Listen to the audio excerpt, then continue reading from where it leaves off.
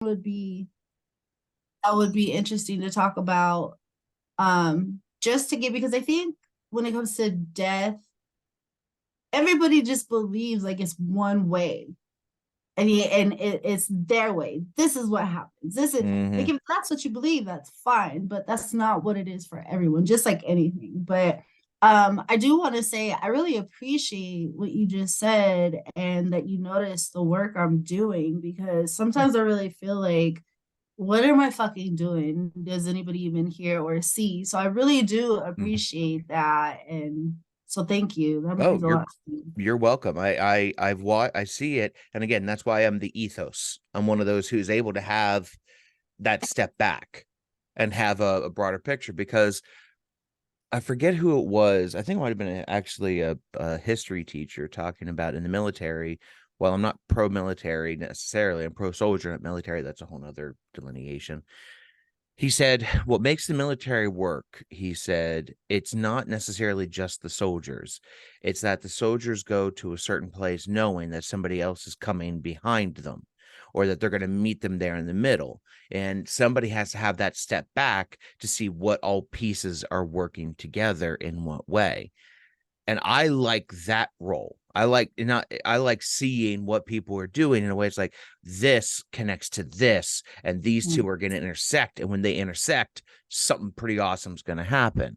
And so, whenever you started all this, when I was thinking about what you wanted my role to be in this, the reason I went with the ethos is because you have a lot of very driven people who are really good at the task they're doing, you included. It's like getting this, and this. I was like, we needed somebody to be able to take a step back and go, okay, this is here, this is here, this is here. So I end up watching tons of stuff. Um, Not all the shit Christina sends me. She sends me so many fucking links every goddamn day. I'm like, honey, no, just no. I I so love want how to. she posts it and then sends it out individually. I'm like, you just sent me this.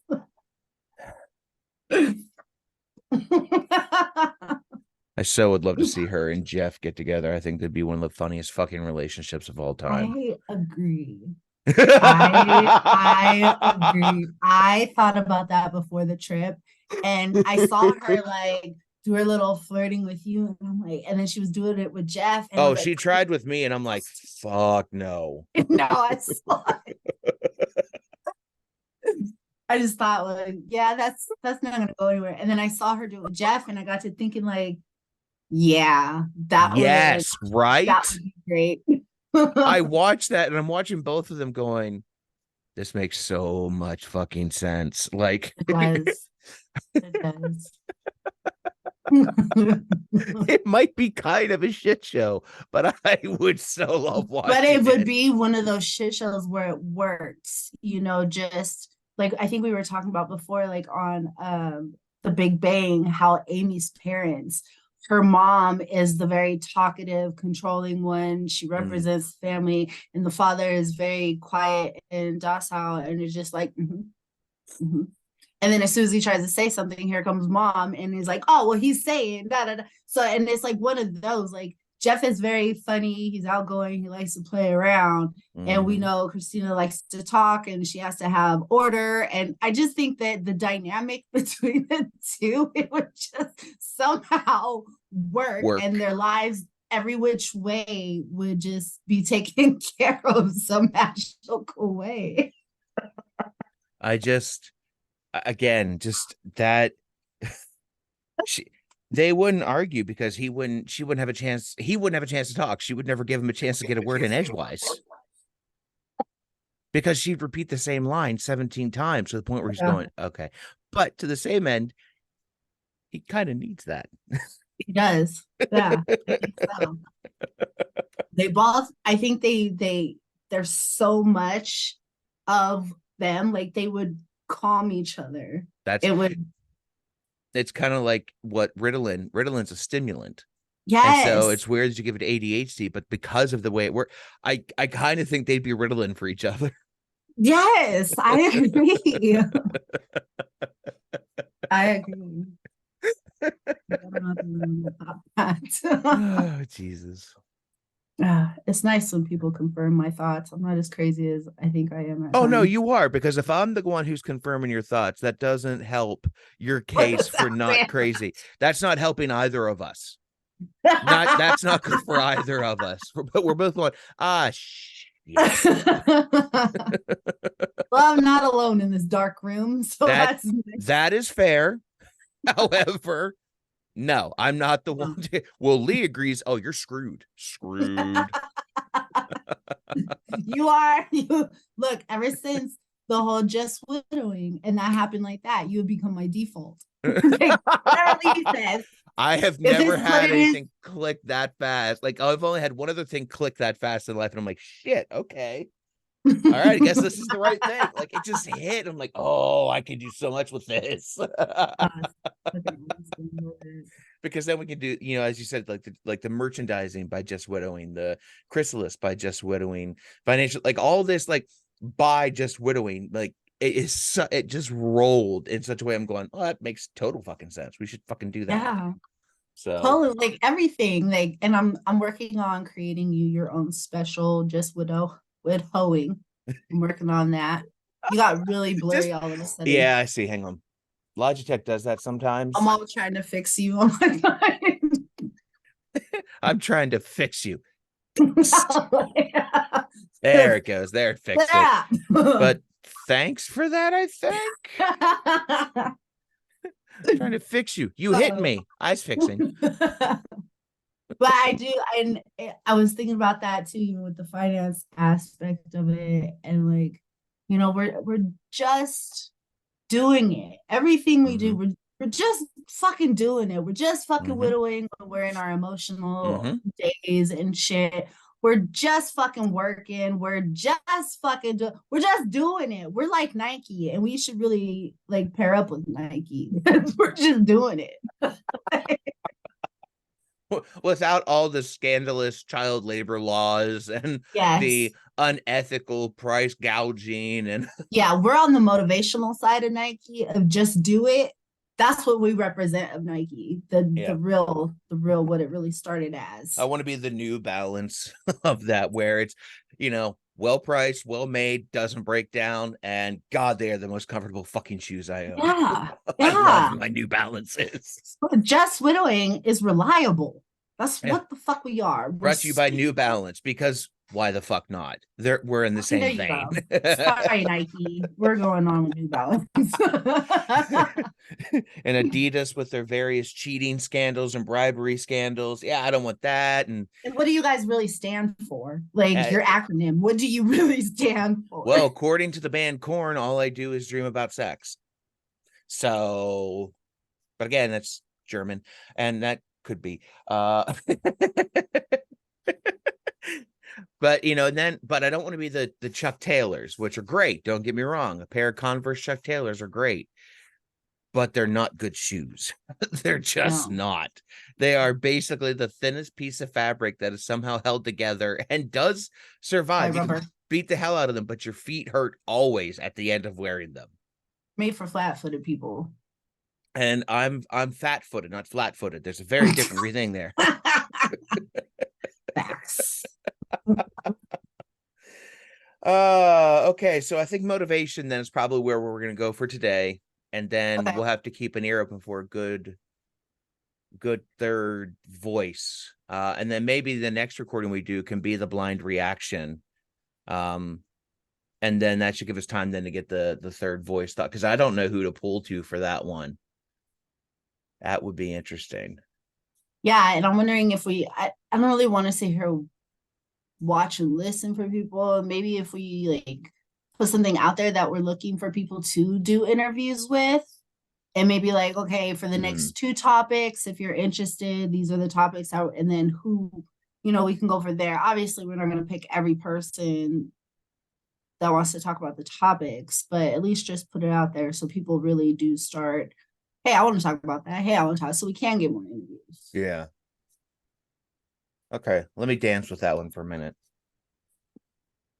All right. So We should do like a we Disney thing. Come audition now. Now, a casting call for all widows who would like to talk about what happens after death. This isn't a casting couch, although at some point widowing might be part of that. This is a weird way to connect those two things. But if you want to talk about death with the Just Widowed podcast chrysalis group, by all means, please post here. We'll be taking applicants on Thursdays and Fridays from 4 to 4:12. Widow porn. Oh.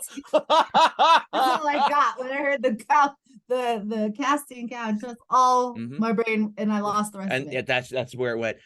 What would be Pornhub widow porn? They start crying in the middle of fucking. That's what that is right there.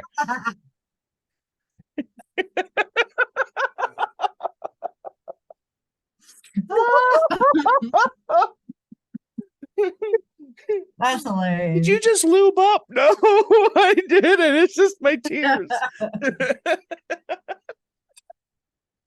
I'm going to hell. That'll be fun. That's awesome. See you. Anywho, hell brought to you by Just Widowing. Hell, we're here. Anyways, so I'll do the countdown, the 3, 2, 1, and then you want to do the introduction again. Okay, and what season? We're on season 2, episode 2. 2 and 2. Yep, 202. So I will do the countdown. You ready? And 3, 2, 1. Right back at you. Okay, so just so everybody knows, all the people are going to see is that you just flipped them off. They're not going to understand why we just did that. Gonna edit. He flipped me off, you guys. I did not. The video shows what happened, and I probably there was no. Did you see me flipping anybody off? I didn't flip anybody off. Yes, I did. You're only talking to me right now, so yes. But our future audience is going to look at this and go, why did Amber flip us off? And the podcast people listen on Spotify are like, why are they arguing about who flipped each other off? We don't get any of this. How you just set me up like that. That's You're welcome. Terrible. No. The word looking for is no. I'm telling your whole church. About 50% of them won't be surprised. The other 50% will be like, yeah, that's right. Right. See, you know what? So I don't even know why I'm gonna sit here. I'm not gonna try to justify my actions to our audience because by now they know exactly what kind of pastor you are. They know who a weird one. And they know I do my stuff for valid reasons. So just to catch everybody up, I'm gonna just throw it in there randomly on a spot where you can't edit it. This is why I flipped y'all off in the beginning. I wasn't flipping you off.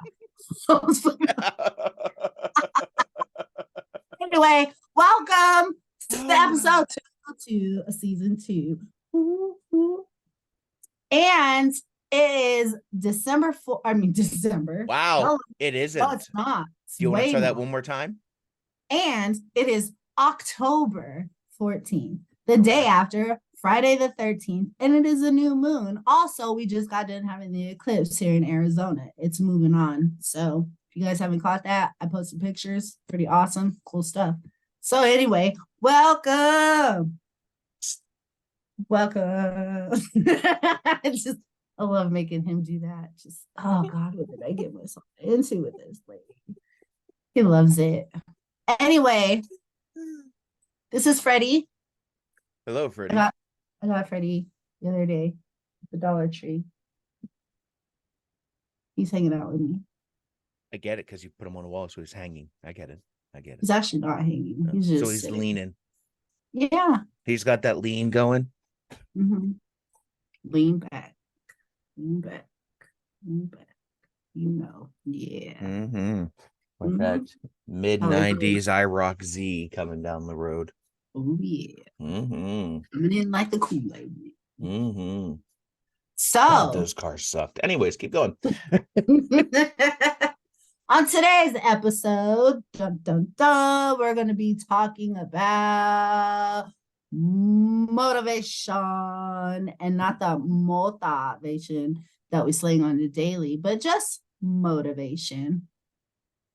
Sorry, for those who caught it, if you know, you know. You know. If you don't, you're okay. Okay. The idea for this motivation for this topic came about because of the fact that when we became widowed people, the things that motivate us changed radically. For some, have children, as mine is about to bust in. Hold on. Go ahead. What's wrong? The drastic changes. What's this? Okay. Ask Thomas to take that stuff out for you, okay? Is that food? That looks delicious, young Okay. man. There should be cheese on there. If there's not, I think What? we have it in the fridge. Hey, shut the door, please. He walks on his tippy toes like my little one. Yeah, he's gonna have calves of steel. He runs, he walks, he climbs walls. He Spider-Man climbs walls. Scares the living crap out of me. But I He digress. used to do that. All of his kids and my little one, they all walk on their tippy toes. I just, anyways. For some, we have children, and so what motivates us is making sure that they have their needs met. For others, children are adults and grown. But those, just because we have them doesn't mean they necessarily are what motivate us. Because there have been times in the midst of my grief and depression where I'm doing the bare minimum just to get through the day. And that means feed them, care for them, and then that's it. I'm not doing any self-growth work. I'm not working to broaden my horizons. I'm not trying to be better. I'm mourning in a way that I can't get out of that funk. And so we wanted to talk about today motivation and in a sense of what compels you to step out, to do something different, to go through the adversity of trying something new and the inevitable failure that comes about trying something new for the first time and then trying again. And so let's start with that general question right there, Amber. I want to ask first and foremost, what motivates you? Why do you give a damn? Mm. Over time, I've built a list of reasons why, Mm-hmm. but it really just started with I don't want to sit here wasting away. Mm. That's where it all started. After I came out of that, I mean, I still grieve to this day. Like, don't get me wrong, I'm still mourning him. I've come to the realization, like, even 2 years later, I'm still mourning. I don't think I fully did it in the beginning, like that Mm-hmm. first year. But in that process, after coming out of let me drown me and my kids and drink every fucking bottle I can until something takes me out, realizing nothing is going to take me out. What other fucking You're choice do too damn stubborn. Nothing's taking Amber out. I It Nothing. after the looming apocalypse happens, there'll be Twinkies, cockroaches, and Amber going, well, this shit sucks. um, We're and gonna then get a good yeah, joint now. right. I gotta start this growth from square one. Oh, it's gonna be months, but I'm gonna be high as hell. I just after coming out of that, it was yeah, my kids, of course. Like our kids always motivate us, but like you said in the beginning, like they can only motivate me so much. There's things I have to do. He looks so concerned. Okay. Say daddy asked. Love you. He needs some cheese on his sandwich. Did you see the sheer devastation because Subway forgot to put cheese on his sandwich? I was like, what is this? What is the concern? Instead, they put lettuce and tomatoes. Oh, Dare them. autism can be a very funny thing sometimes.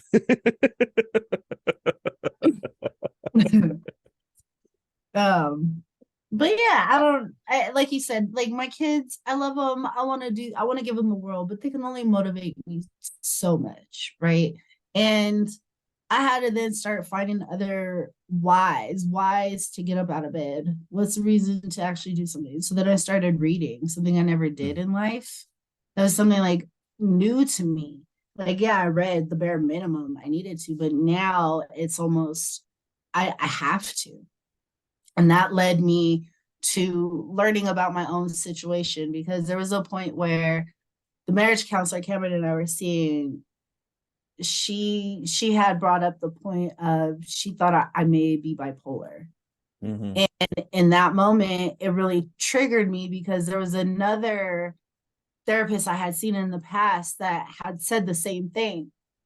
And it really was bothering me because even though I was showing and I was having those same almost identical episodes or moments that somebody with bipolar would show, Mm-hmm. I just didn't feel like a diagnosis with a weird title fit with me. So I kind of moved on, and the reading led me to more of a spiritual aspect and digging deeper and asking myself real personal questions, was led me to be super fucking honest with myself. Something again I've never really done in my life. I kind of just went with the flow with what everybody said, kind of just going with life's rules, I guess. Mm-hmm. But once I started like realizing, like, holy shit, there's a stronger voice inside, and everything that was pushed down from childhood and society, things that I didn't get to express in my marriage or just be a person, that those things started coming out. So my motivations started to seep out of me. They started seeping out of my imagination. They started seeping out into thoughts. They started coming out into dreams. Then I started speaking on them. Once I Mm-hmm. started speaking them out loud, holy moly, like talk about motivation. Then I started looking, I did a lot of studying with Abraham Hicks, and the stuff that she was speaking on was like, this is you, listen to yourself. That should be your biggest motivation right there, is what are you telling yourself? What is you and your higher power connecting on? So when I started digging more into that, I started realizing, okay, I can heal all the stuff that I've been through, that I've been holding on to. I can let go of what doesn't serve me. I can let go of people that hurt me. I reached out to my children's father and was like, look, I've held enough animosity towards you for this long.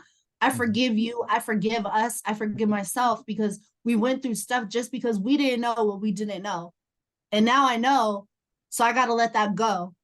That right there gave me more motivation, and even more, which led into inspiration to take my pain that I've been carrying and turn that shit into pleasure, turn it into a power, turn it into not only motivation for myself, but when you guys see me get super excited and I have all this energy, I know for myself, I'm overfilled. I've filled my cup up with my motivation because I sat down and I'm like, I've mastered this in myself.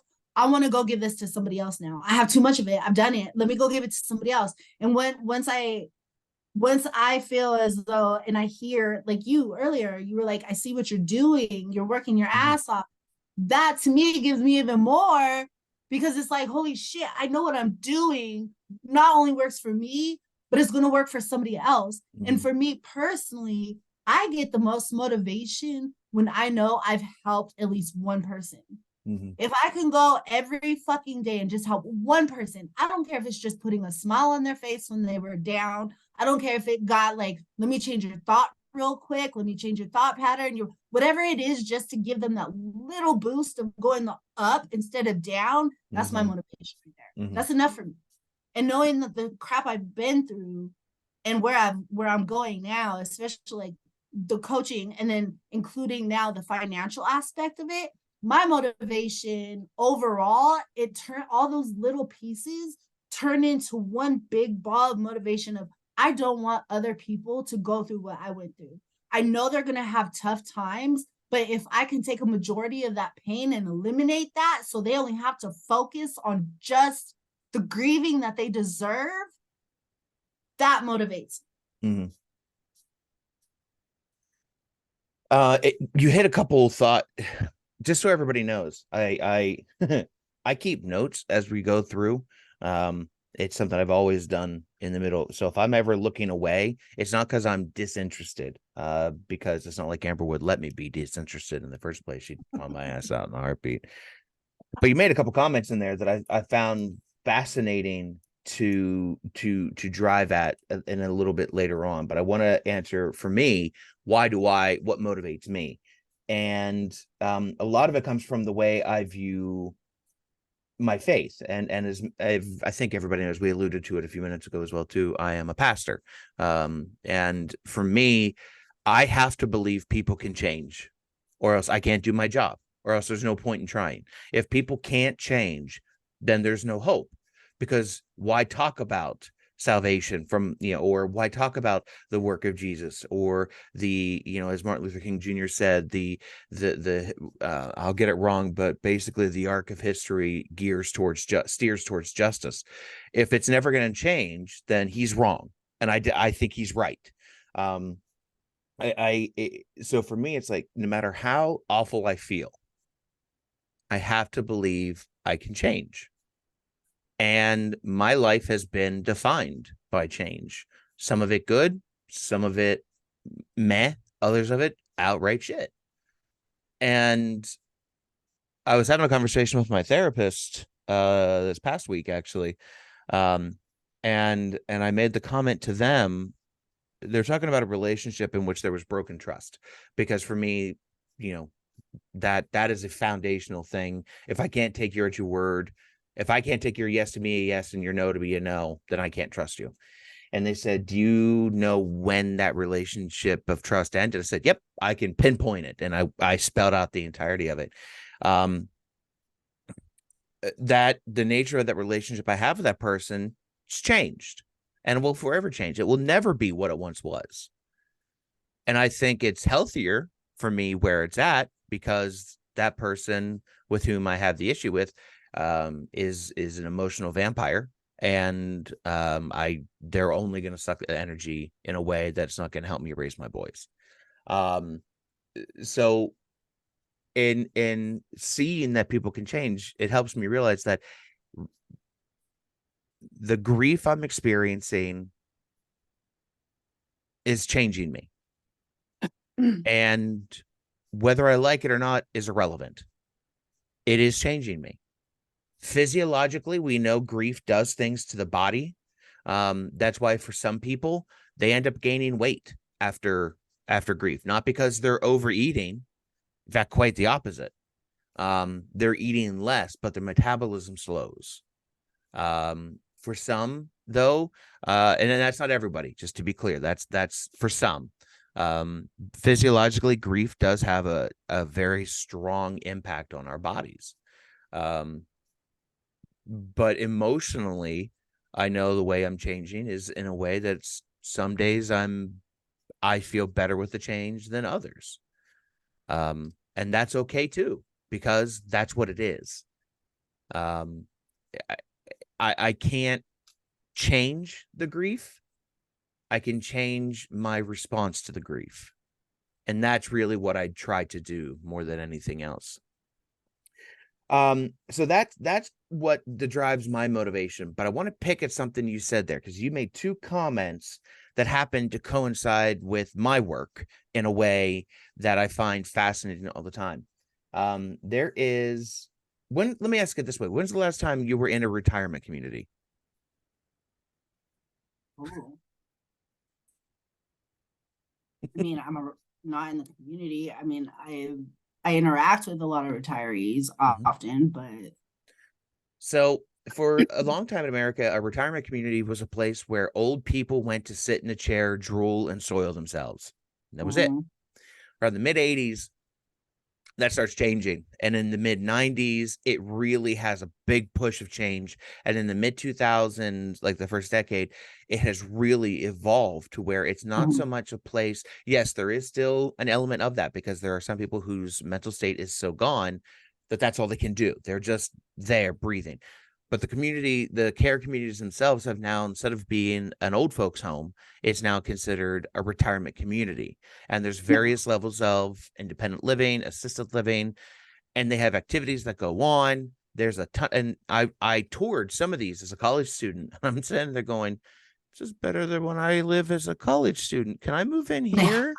I like their place. They've got a tub that'll pick my fat ass up, swing me over, and put me in, and I'll fit. right. Can I have that? Um, And so the retirement communities have worked really hard to change the narrative of what people think retirement homes are.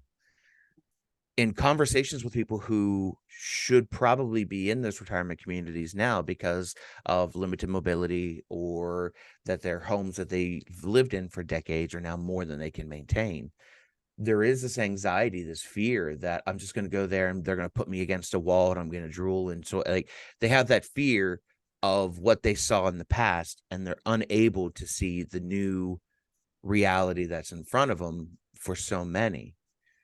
Mm. Whenever you have faced new information in this way, how has it furthered or hampered your motivation to get shit done?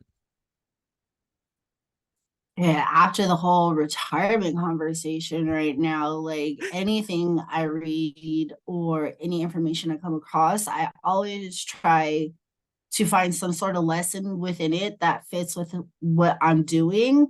Mm, So, like the retirement, for instance, right? Everything, and to answer that up front, and then I'll explain why. I really do look for it to enhance, to go forward. I don't want to be like, oh, well, that's happened.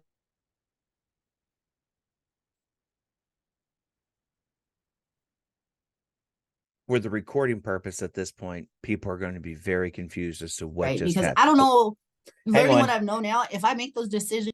Wait, pause. You froze up on my screen for 10 seconds. So, and I can't wait to show you what this is going to look like, Oh my because, God. oh, it's beautiful. It's you going, and there's silence. And then suddenly your voice comes in and your face is like it it's staying in the edit because it is glorious. And for those who are on Spotify listening to this, please go track down this YouTube video. The previous 27 seconds of experience makes it worth it alone.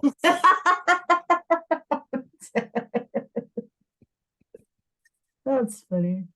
Anyways, keep going. I don't even know where I was.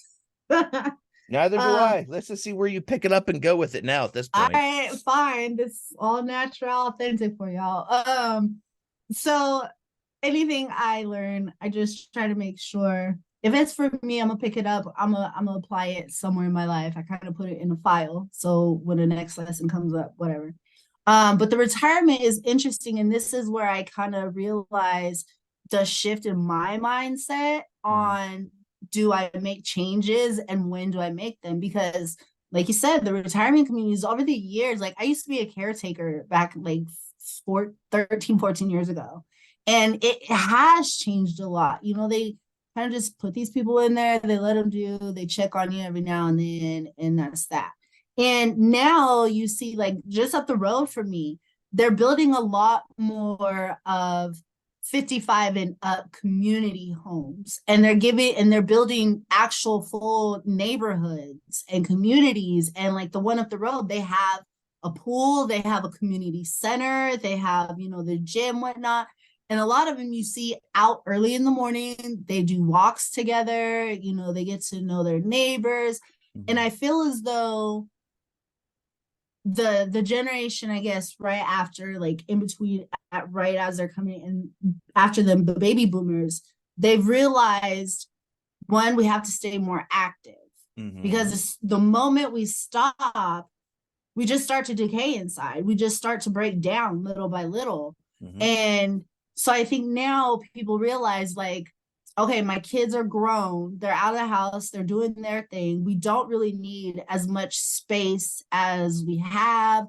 We can minimalize. We don't really want to be in neighborhoods with kids. So these communities, I've noticed, like a lot more retirees, they're enjoying life. They're out gardening all the time. They're out having walks. They're taking trips together. They're actually living life. Whereas before, you stick these people in retirement homes and they just dwindle away. It's like you put them in the closet and families don't visit. They don't have any interaction. Some of them are really angry and bitter. They don't want to hang out with their neighbors. They don't like the food that they're serving. The games are still whatever it is. So I don't know. I see I see people starting to make better personal choices, which lead to healthier communities. I don't know if that really answers the question that Well, you actually, asked. you used it in a very interesting way that people may not realize, in the sense of you use the retirement analogy to highlight what I think motivation does. And these are some of the notes I was talking about. First and foremost, motivation is a fuel. Motivation itself does not make anything happen. It's only when motivation is placed in a vehicle, placed in an object, placed in something, that it can go and do. Because And like sorry, I don't cut you off, but the thing about motivation, you have to have motive. mm-hmm, You yeah, have what is your reasoning for getting somewhere? What is your goal? mm-hmm, Why do you want to get there? mm-hmm. So I think as well too, the importance of recognizing what motivation is as a fuel helps us understand a couple things you said there as well too. And we used the analogy of a retirement community not as a way of making this go in that direction, but as a very present active analogy for what grief is. Because what we assumed grief would be, what we think it is, and what it actually is are often very different once we got into it. And for many people outside of this world, they didn't see the changes. They don't understand what's going on. It's not till they interact with it that they start seeing it, and they're trying to make a previous understanding work with a current understanding. And that's where the split happens. So I want to shift now from that for a moment, from that particular aspect of the conversation, to then say, you mentioned two other lines which I think are really good to keep in mind, is that motivation should move us. Now, that can be a bunch of different things. And here's the other part of it that came to mind, because for some people, they have been too afraid to stop moving, to stop doing. I got to keep doing something because I'm going to answer. If I don't do it, it's going to never get done. And then if I don't get it done, then the whole world's going to follow me because I don't have anyone else to do it for me Right. anymore. If nobody else is going to help support me, then everyone else is going to fall apart. And so I think there's a difference between motivation does, when used well, seeks to bring about a healthier response to negative realities or stressful moments. And that's where I think motivation is a response as opposed to a reaction. Um, because motivation makes you go, wait, this is happening. What is here for me to do? What is here for me to support? What is here for me to step away from? What is here for me to just be a part of and see where it goes? Yeah, absolutely. And I like that you brought that up because it put me into a situation I just had right last weekend. We had my sister's baby shower. We rented an Airbnb down in the Phoenix metro area. And when we arrived to the house, We're well versed with the Airbnbs in the Phoenix metro area. Thank you very much. when I arrived to the house, it was like, this is nice, nice area, nice house. I walked inside and everything inside me, I had one of those moments that only come around every now and then when it aligns properly, that yes, this is it. I need this. This will be a part of my life. Something about this place just got me excited. Mm, And as I walked around and was looking at the house and the way it was set up and the dining and kitchen area, all I could do was picture me and my kids in this house. mm, And it wasn't like, oh my God, I'm gonna go in here and I'm gonna just plan my future in this house. This house literally spoke to me. Something inside my soul was like, hey, this is a part of your future. So when I started looking around the whole time we were there, I took so many pictures of this house because it was just calling to me. It was a motive for me to say, hey, you are where you're at now, but you can go farther in life. You want your own space. You want to own something because one of my goals is I want to own a home. mhm, And I've been looking for that. And so that gave me the motivation to snap the pictures so that way I can print them out and post them up on my board so I can keep that in the back of my mind. Why do I want to get there? What do I need to do to get there? Whether motivation isn't meant to be like, okay, get on the train and go, and you're gonna make your next stop in 5 days. It doesn't work like that. That motivation has to give you the courage to get up and make the little steps. If I get up and say, oh my God, I need this house, my motivation to get that house is I know what steps I have to take. What did I do? I busted my ass to sit here and promote my business launch. I want to help people. So those little motivations in with helping people added on top of that house, I went out and I got my first business partner. Now that's even more motivation because I get to help him build a legacy for him and his child. That's one more that's one more motive for me to keep going. Motivation isn't there to, okay, make this outlandish goal for your life. Oh my God, I want to make $1 million. That's great, but start smaller. Give yourself those stepping stones, the motive, like, okay, I want this house. Okay, cool. To get there, I know I have to go get so many business partners. I have to help so many families. This is my spending limit. And a lot of time I have to be aware of that too when I'm out just frivolously spending. Wait, is this right? Well, I want that house. Okay, well, let me pull this back from buying some nonsense because I got some other stuff to do. You have to find those things that keep you going towards the goal that you want, towards the direction you're looking at. Because if you don't, you're just going to fall off. Mm-hmm. The great thing about motivation, it goes hand in hand with inspiration. And when you put the two together, yeah, take notes. See, motivation begets inspiration. I'm telling you, we didn't plan that. That's just, you all are benefited by our magnificence. Just going to put that out there. The prophet and pastor. For the record, although we are recording this on October 14th, we can hear you applaud now. So if you want to applaud, that's okay. We're okay with that. Don't stop. The other thing is, and motivation, I think as well too, does two other things that need to be addressed. One is motivation begets courage, because how many of us really want to be doing these things? We would like to just be, but the courage to do something different, to change the narrative, to change the trajectory of where life is versus where it's going to be versus what you want. Motivation brings courage, and that means it's hard. It just is. But the second thing is, motivation should be tempered with one word: why. Why are you doing this? And you hinted at that a little bit ago, and I think that's important to discuss whenever we are interacting with people, talking to them, as this audience is listening to what motivation is and what we're saying. The reason I'm bringing the why part into this is because motivation is a word that's been abused, and it has become a cliche in a way that people are just like, yeah, whatever, piss off. Because motivation will make you do this, and you can do this, and you can do great, you can, but you're missing the point, and you hit it well, which is why do you want to do this? And you highlighted about the fact about that house. Why am I pulling this back? Why am I not putting money into this thing right now? Why? Because I want that thing later. And for me, the motivation of why I do what I do, it still comes, for me, it is rooted in I joke with people, I just want my boys to be on their own insurance. Just get on your own insurance and be it means I've done something decent. I've gotten you through to 25 years worth of life.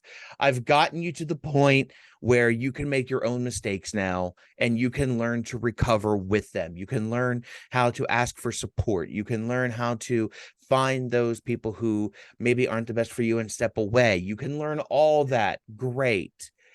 But do it on your own insurance. Like, to me, that's a goal, because that means I've succeeded at doing something that I really have to work for. Because in particular for my wife, I've never seen a person take to parenting as naturally as she did. I believe for myself, I am a good father. And I don't mean that in a, well, he's there, he provides. I don't mean that shit. I mean the fact that My boys know I love them above all else. They know I love them. My boys know that they can talk to me about anything.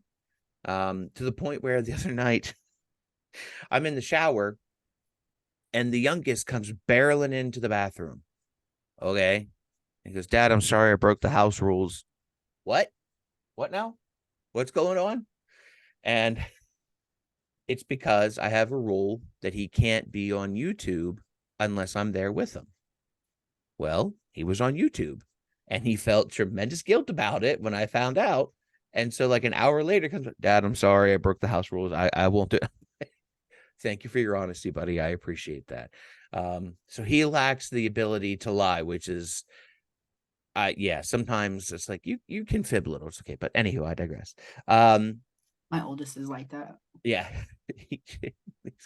Thomas, the oldest, tries to lie, but he does it so poorly.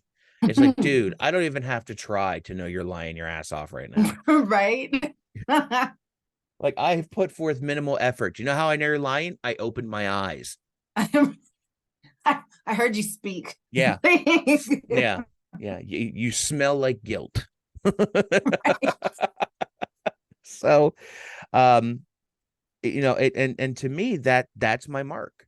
It's the decisions I make, the things I do, the places I go. It's with the intention of getting them to when they're on their own insurance, which is then brought about. The second question to that is, okay, then what?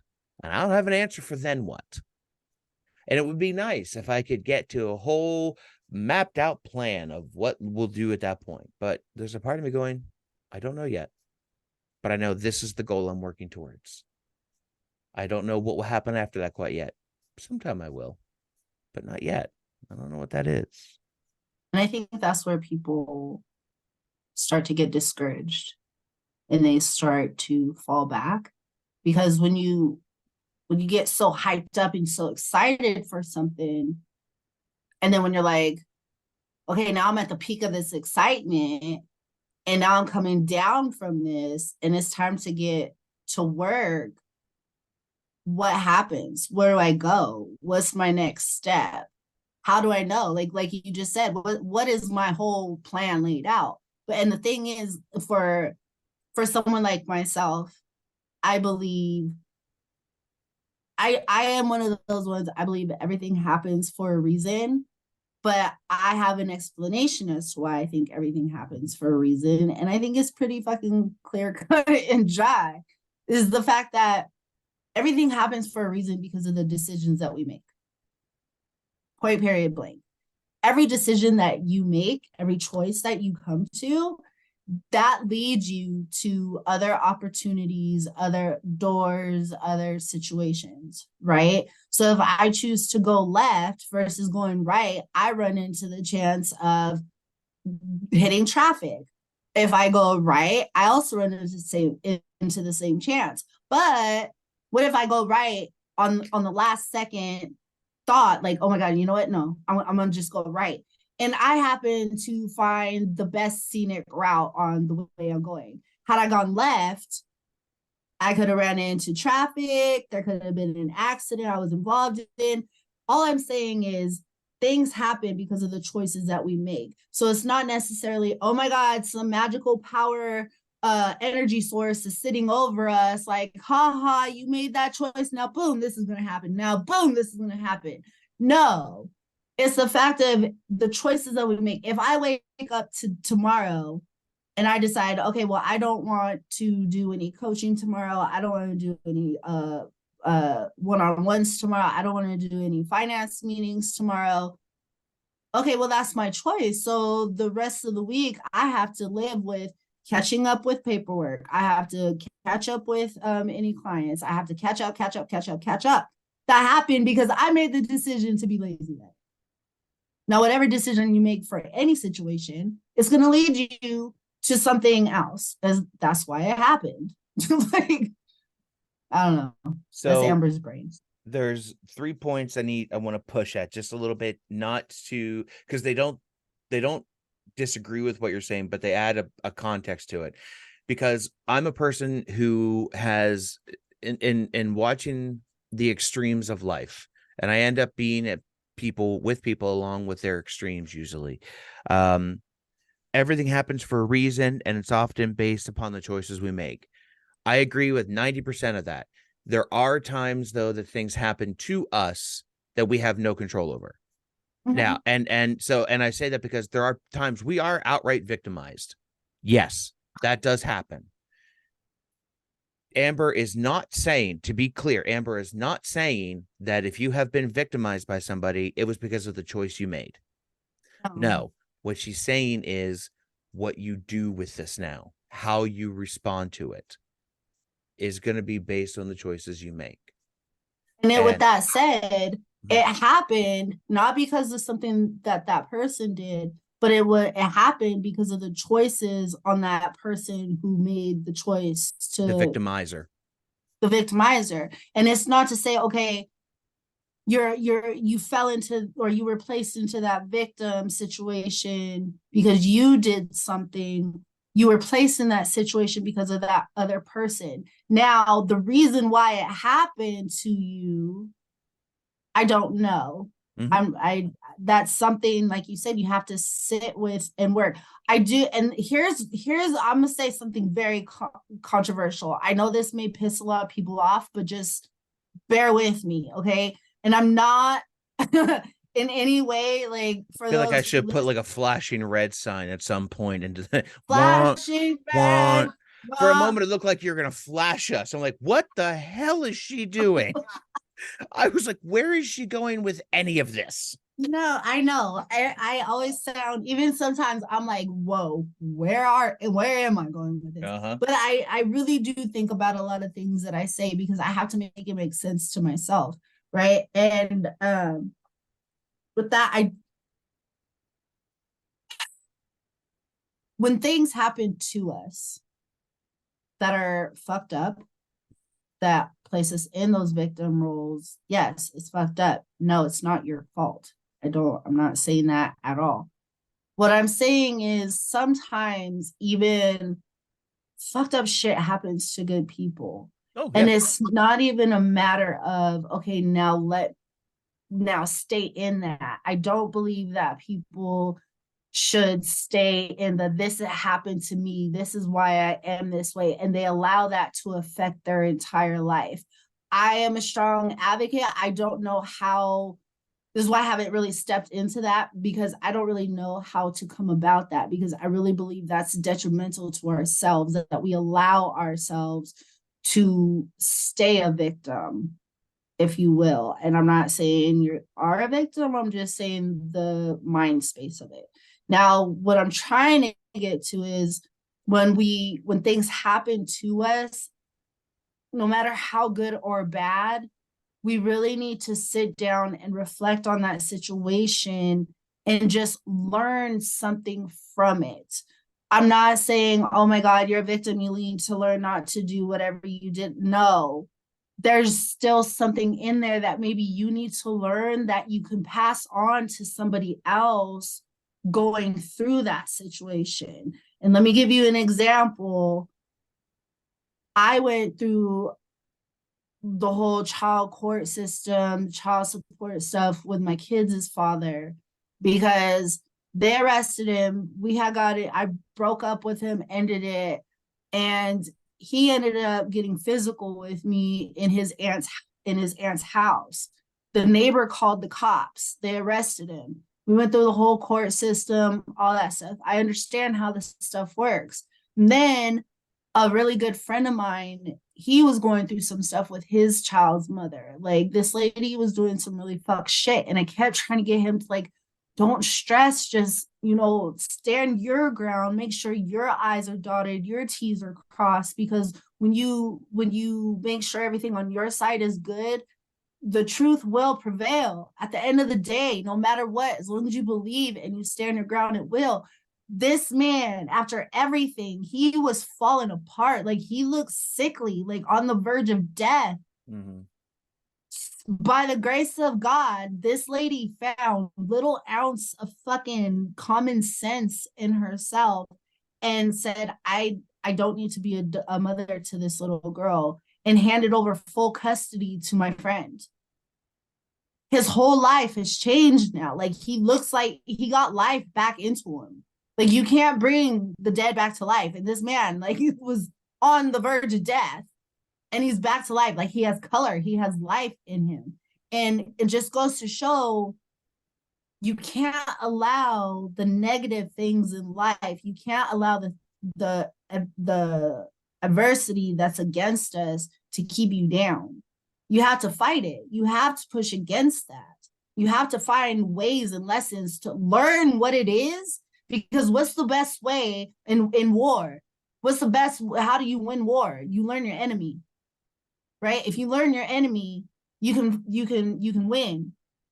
You can go into that battle and win the war. If you learn why this adversity is coming to you, what is it trying to teach you? What is it trying to show you? You can step out of that and not say, and you can move on in life, say, yeah, this happened to me, but I took that pain and I turned that into power. I turned it into a lesson. I want to take what I've been through and learn from it and study it so that way I can go off to the next people who are about to go through the same situation and I can say, hey, look at it from this light. Let me just give you an option. Let me give you a solution to versus the road that you're going to go down. Let me give you another route because that's what enough of our society we don't do. Everybody's out here talking about all the problems, all the problems, all the problems, but where are the solutions? Why are we not talking about actually sitting down, like you said, with grief and getting to know it? My whole thing right now, I'm trying to figure out on how to work a speech or whatnot is about grief being a lifelong roommate. How do you build that relationship with grief? Because this is something we're going to constantly live with the rest of your life, regardless of what happens. Grief never goes away. So how can you build that relationship with it? And the So same thing goes. it's interesting you bring that up because I just was writing something. I'll put up my hand. You might not be able to see it real well, but there is a scar on my hand. It goes here down to here. Mhm. It wasn't there when I was born. It came about because of, well, a life thing happened. I had to put my hand through a window. Why? Because I did. That scar is with me now forever. It's not how I started. It wasn't part of the story of me from the moment my fingerprints were taken as a baby. But every time I've had my fingerprints taken since then, all 3 times, I think, for various things, it's been part of my story. And I look at that and I think about the fact that that scar has held hands with my children. That scar has held hands with my wife. That scar held hands with people as they were dying. That scar held hands with other women before my wife, just to be clear, before. That scar has been with me at my best of times and at my worst of times. Grief feels a lot like that to me as well, too. That there will be moments that my grief is very much like that scar. There are times where it hurts still. Like every now and again, like it hurts. I'm like, this is like 30 years later. Why the fuck does this still hurt sometimes? And it does. It's extra sensitive to heat versus the other digits of my hands. And it just is. And yet I've still been able to do some pretty interesting things. And I think that's the part of it too, is motivation does, like I said, we're saying here is it compels us not to be defined by our grief or our victimhood, because those are part of who we are, but they allow us to make it the context of why we do what we do. So by pulling that out, that thread a little bit here, it's recognizing that, you said the know your enemy, the best way to win awards, know your enemy. I could go on to a nice, lovely sermon about that. I won't, but I have a really good Not one. today. Not today. I literally just wrote the outline of a sermon because I can flesh that out for 20 minutes, but I won't. But I thought about it. But in knowing thine enemy, knowing the one that you're going against, even how big and mighty and powerful that enemy might be, you make a choice. Either you find a way around it, find a way to overcome it, or you choose not to engage with it. Either way, it's a choice you've made. And I think that's important to recognize, because we have been thrust into widowhood against our will. Nobody woke up the day our spouses died, or when they found out that the spouse was going to die, and go, God, I can't wait to be a widow. It's going to be so fun. I'm going Right. to cry for no reason. I'm going to have people say truly heinous things to me because they think they're being kind, but they're really being jackasses. I can't wait. But we have been thrust into that role. And now the question comes, what are you going to do with it? And maybe there is a time where you have to rest in it. Maybe there is a space, and that's not being lazy as well, too. I want to be clear on that, that sometimes our bodies do physically just need that rest. And that is another question that I deal with a lot of times with people, is if they're not doing something, then they have no identity. But that's a whole nother conversation for a whole nother episode.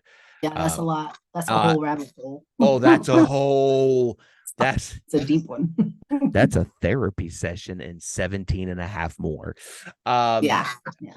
but I think the point I want to make there, though, is that motivation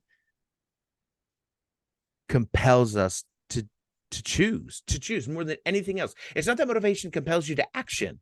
It's that motivation compels you to choose. I am choosing to do this, or I have chosen to do that. And sometimes you have a chance to think through those choices. Other times you don't. Yeah.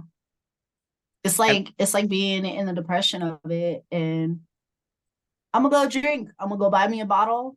mm-hmm, Well, I was motivated to do that by my sadness. mm-hmm, So find what gives you that little bit of motivation to, I'm gonna just, instead of laying in bed, I'm gonna just sit here in bed. mm-hmm. Mm. Yeah, there is something about changing the position in bed that really does change. Wow, did you see what I did there, folks? That's right. That's right. That widow's fire is real, and it That wid creeps up like hoeing. everything That else. wid hoeing Whoa. really makes you go, boy, these Sleep Number beds can get some really fun positions and get some. Anywho, we digress. This podcast is not sponsored by Sleep Number, but fucking it should be.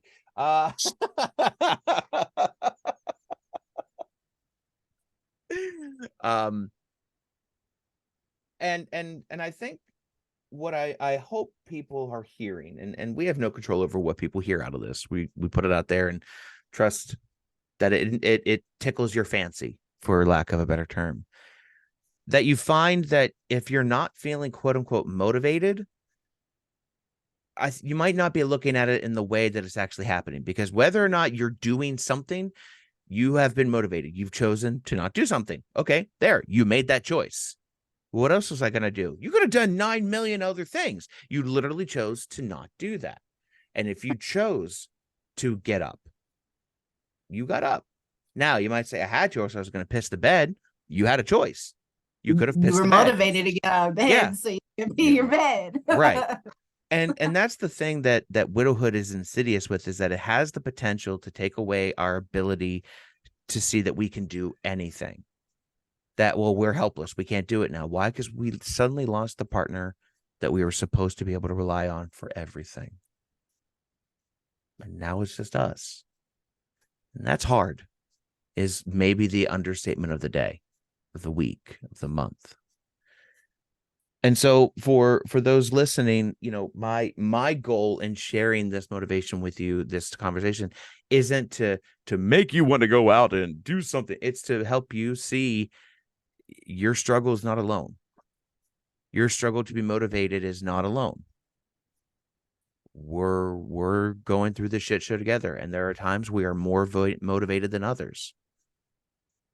And yeah, I think for me in particular, this conversation, I'd really hoped to give people permission to give themselves grace. And that, with that motivation, it's like, maybe they don't have it, then don't have it. Don't force it. Don't fake it. This isn't a fake it till you make it conversation. This is you will get there. Give yourself the grace to get to it.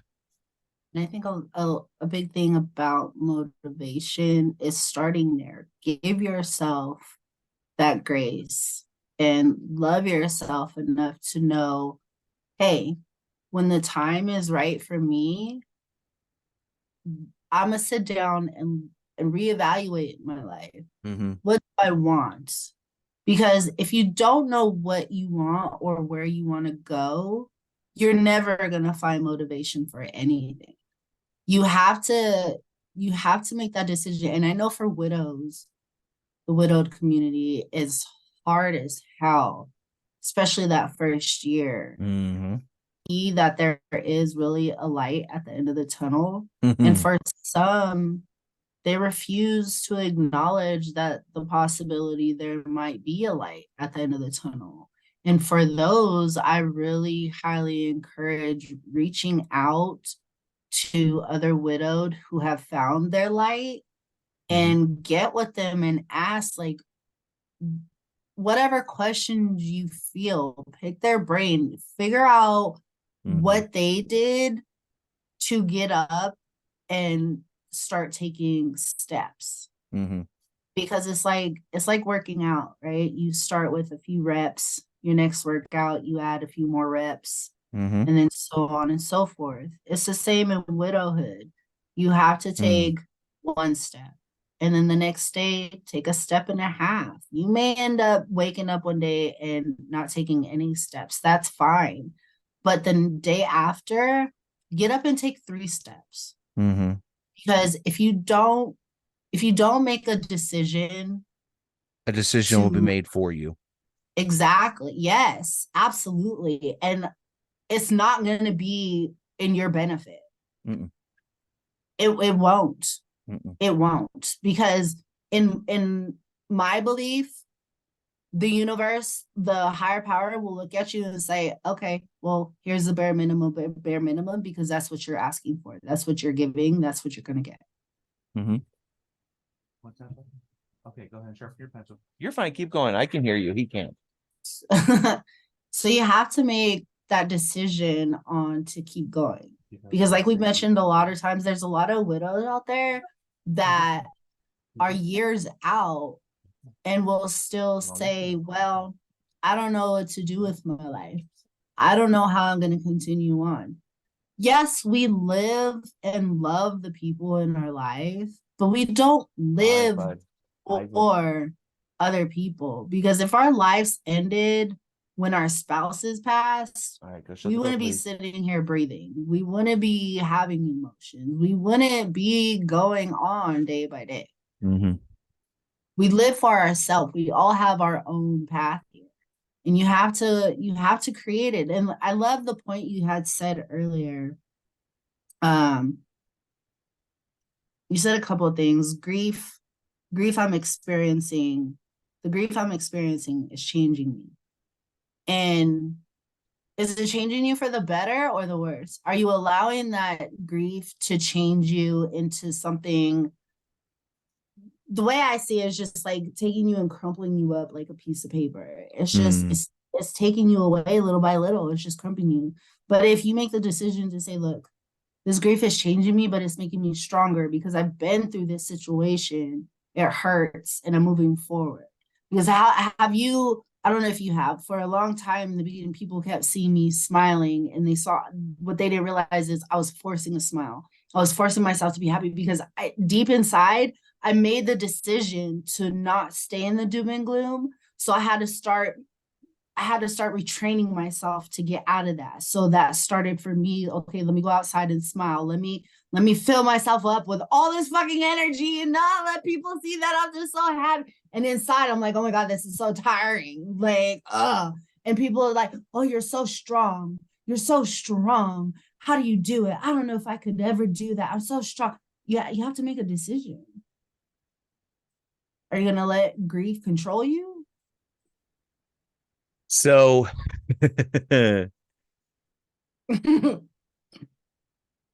the line, I don't know how you do it. I've had to bite my tongue numerous times to say, I don't fucking want to. I don't have a And I don't choice. know how either. I don't have a choice. Because if I don't, I lose my boys. If I don't, I all that my wife had hoped for dies if I don't. And in the midst of that very raw nerve experience, I knew enough to keep my mouth silent because there's no way that comes across well. There's no way that's a good conversation. Um, and so I think that's also part why I didn't talk with people for a while. I really did not interact because I didn't want to, because I wasn't in the space to be considerate of their feelings. I didn't want to have to worry about what they really meant versus what they said. I didn't have the wherewithal to give a shit about their feelings. And so I knew my motivation at that point would have been burn the fucking bridge, burn them down. If because in that mind, I know where my mind was. It was if I have to worry about your needs while I'm broken, I don't want you in my life. So I'm going to burn you so you leave me the fuck alone because you're not adding anything to me. And as viscerally satisfying as that might have felt, I'm also aware that that probably is not the healthiest thing to have. And also, excuse me, well meaning people say and do stupid things sometimes. I've been one of those well meaning people. And so maybe somebody spoke in a way they didn't intend to, and it came out in a way because they didn't know how else to say it, but it's not what they really feel. So maybe cut them some slack when I'm in a better headspace. But again, motivation can be good. It can be good fuel or it could be bad fuel. Depends what you want to do with it. Yeah, exactly. Your thoughts are everything, Mm-hmm. you And know. my thoughts are So, always appropriate. so you say. I've met you in person. Not, not forget it. I've met you. I've And I have seen. many conversations with you. I've seen the shit you do. I don't believe any of that. You might fool some of the audience, but Mm-hmm. you're not fooling me. I'm the good thing about being me is I'm always myself because I'm too stupid to be anything else. I'm like, how do people have facades? How do you have multiple faces? Dear God, that's a lot of work. It's no, I'll just be me. Thanks. I'm good. um, I is there any other points you wanted to make? I feel like this has been a pretty good conversation in that regard. Yeah. Okay. I just want to make one point. Because if you weren't here to just cover up a little bit, just clear things up every now and then, because you really have me thinking for a second. I need people to understand that when I speak on something like motivation Mm-hmm. and things happen for a reason because of your choices, I'm not talking about everyday life situations. I'm talking about what you actually attract in your life based on your actual decisions you're Right. making. And I need people to understand that, like, when I'm speaking on topics, I'm speaking specifically to a specific situation. It's not a blanket statement because I can't stand when people make blanket statements. And that's Mm-hmm. why a lot of times in our videos, we want to clarify that because we understand that can be that way. And Mm-hmm. we're not like that. We don't make those general statements on everything. So So I just in that aspect, it's just your own personal decisions. much like Key and Peele did that skit of the Obama anger translator, I am Amber's translator. I just help make sure that the things she's trying to say come across the way she means, even though because and that's the thing, your energy is such that you can watch it build and build and build, and it's awesome to see. And then every now and again, I hear you say something going, that's not what she meant. Hang on. I think I know where she was trying to go. And I'm not trying to speak for you because that ain't happening. But it's Oh, like I'm like, wait a minute. I think she was trying to say this, so let me add a clarifier. And so yes, you do fine, but I just add those. You said cleaning up. I call it context. So Okay. Well, yes, and you do a very good job of it. And that's probably why I decided I should probably do a podcast with somebody versus myself. And Lee is the best person to do it because he's very well spoken and he knows lots of words. And I need him to train me. So this is what's happening, you guys. You guys are gonna see the progress in Amber and my speech. so I for my love communicating. I took a communication class in college and it was like the best experience in school I had. And that's kind of what we'll have to talk about another episodes like synchronicities and patterns in our life. Um, but it's one thing that's constantly come back around in my life, and that's why I'm here, and that's another motivation for me. Like, but yeah, that was my last point. Lee says what I really mean. That's right, a bald white middle-aged man talking for a black woman. I don't see any problems with the optics of that at all. What No, could possibly no. go wrong? Wait, everything could go wrong. Look, if we don't get offended and we're okay with this, you guys should be okay with this too. And if you're not okay with it, reach out to us, talk to us. We'll gladly Let's talk engage in about it. conversation. Might even interview you at some point. Oh, Ooh. yes. Step into our world. Yeah. Folks, and as we bring this to a close, again, the hope is that you didn't take from this conversation us telling you what to do, but instead helping you see that the process of motivation is indeed a process, much like grief, and that there are some days that it is easier to navigate and manage, and other days it isn't. But at its core, motivation is a fuel. It is what will compel you one way or another. You just have to figure out, and let me phrase that. It's not that you just have to figure out. You have to figure out. Don't minimize it. Don't say it's just. You have to figure out where you want to be motivated to. And if you're not sure, if it's too many decisions to make, fair. Make one. Choose one thing. Just one. And go from there. And then when that's done, choose another one. Get that done. And then choose a third one. And before you know it, you'll have built a wonderful foundation of motivation and getting stuff done. And you might notice some changes within you that will help you in your grief narrative, in your grief context, in just your life. So with that happy note, folks, thanks for listening to our craziness. We're glad you continue to listen to our chicanery, shenanigans, and bullshittery. We do convey it with the deepest of love and the deepest of care. And it is our hope that you find joy out of this somewhere. Have a good one, folks. Bye. And stop recording.